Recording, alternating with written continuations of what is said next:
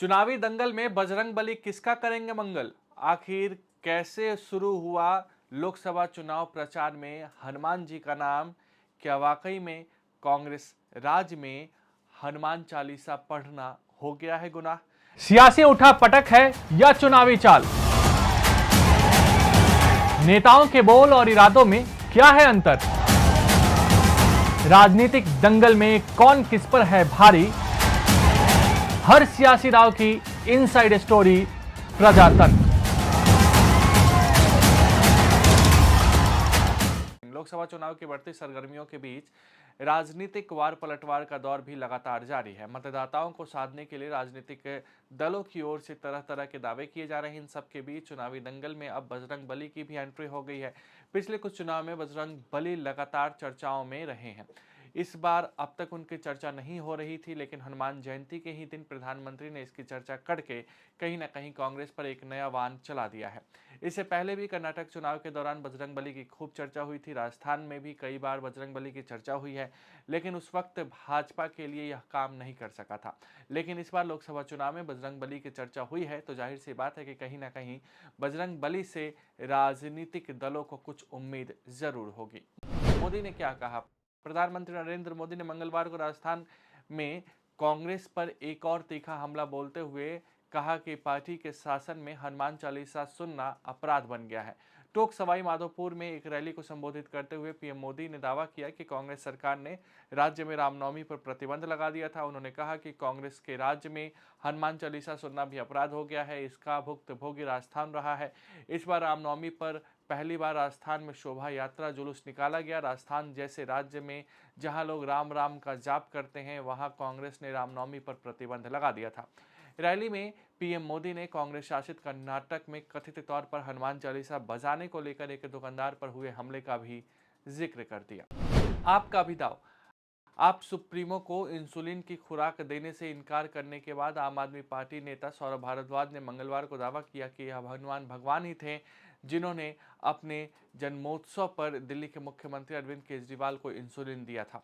भारद्वाज की यह टिप्पणी इस खबर के कुछ घंटों के बाद आई कि आप प्रमुख जो कि टाइप 2 मधुमेह से पीड़ित हैं को तिहाड़ जेल में उनके शर्करा का स्तर 320 तक पहुंचने के बाद इंसुलिन की 2 यूनिट दी गई है।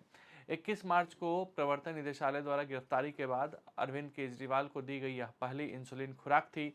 जब उनसे पूछा गया कि मौजूदा चुनावी मौसम के बीच बीजेपी और आरएसएस राम कार्ड की बात कर रहे हैं, तो क्या आम आदमी पार्टी अब हनुमान कार्ड खेल रही है? उन्होंने कहा, नहीं, ऐसा कुछ भी नहीं है। हम हर साल हनुमान जन्मोत्सव मनाते हैं। अरविंद केजरीवाल भगवान हनुमान के जाने माने भक्त हैं। दिल्ली के सीएम अरविंद केजरीवाल की पत्नी सुनीता केजरीवाल आज हनुमान जयंती पर कनॉट प्लेस के हनुमान मंदिर में पूजा अर्चना करने पहुंची थी। कांग्रेस का आरोप। कांग्रेस नेता पृथ्वीराज चौहान ने कहा कि हनुमान चालीसा पर कहां लगा है बैन? क्या पीएम मोदी बता सकते हैं? वह धार्मिक ध्रुवीकरण का सहारा ले रहे हैं क्योंकि उन्हें पता है कि वे चुनाव हारने वाले हैं। आप कह रहे हैं कि मंगलसूत्र छीन लिया जाएगा। मेरे पीएम के मुंह से ऐसी बातें शोभा नहीं देती है। वाराणसी से नरेंद्र मोदी के खिलाफ कांग्रेस उम्मीदवार अजय राय हनुमान जयंती यात्रा में शामिल हुए। उन्होंने कहा कि यह हर साल यात्रा का आयोजन किया जाता है और मैं इसमें भाग लेने आता हूं। हमें हनुमान का आशीर्वाद मिलता है।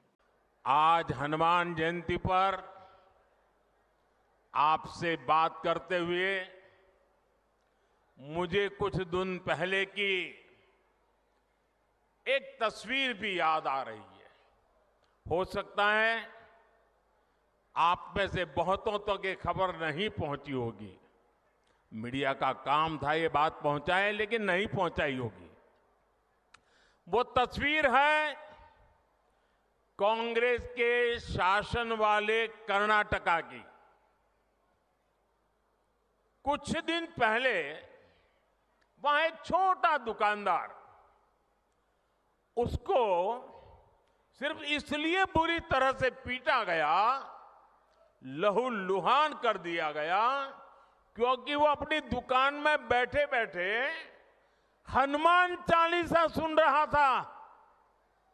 ये कांग्रेस की कर्नाटका की सरकार का काम देखिए। अपनी छोटी सी दुकान में एक गरीब आदमी भक्ति भाव से प्रभु हनुमान जी का स्मरण करते हुए हनुमान चालीसा सुन रहा था, उसको लहू लहान कर दिया गया। आप कल्पना कर सकते हैं, कांग्रेस के राज में हनुमान चालीसा सुनना भी गुनाह हो जाता है। कांग्रेस के राज में अपनी आस्था का पालन करना भी मुश्किल हो जाता है, और राजस्थान तो खुद इसका भुक्तभोगी रहा है। अब सीधी सीधी बात है, जब उनके पार्टी, उनके सारे नेता प्रभु राम का मंदिर बने, प्रभु राम का प्राण प्रतिष्ठा का अवसर हो, मंदिर के लोग जाके रूबरू में आने के लिए निमंत्रण दे, सम्मानपूर्वक निमंत्रण दे, और पब्लिकली उस निमंत्रण को ठुकरा दिया जाए, तो उनके चेले चपाटे भी हनुमान चालीसा करने वालों को पीटेंगे कि नहीं पीटेंगे भाइयों?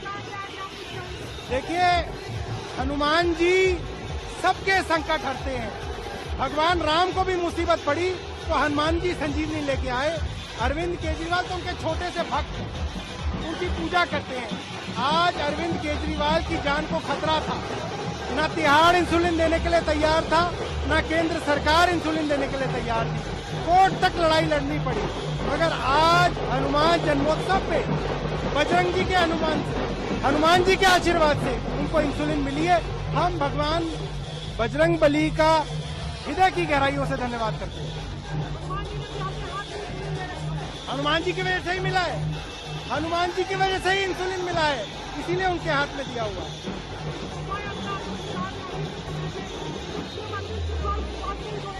देखिए, हर साल हम हनुमान जयंती पे शोभा यात्रा निकालते हैं, और इस बार हम भगवान से यही मांग रहे हैं, अरविंद जी का स्वास्थ्य अच्छा रहे, उनकी आयु लंबी रहे और जल्द हमारे बीच में आए। अगर आप भी लेना चाहते हैं देश दुनिया की तमाम जानकारी, तो आज ही सब्सक्राइब करें हमारे चैनल को। साथ ही नीचे दिए बेल आइकन को जरूर दबाएं ताकि हर अपडेट आप तक पहुंच सके।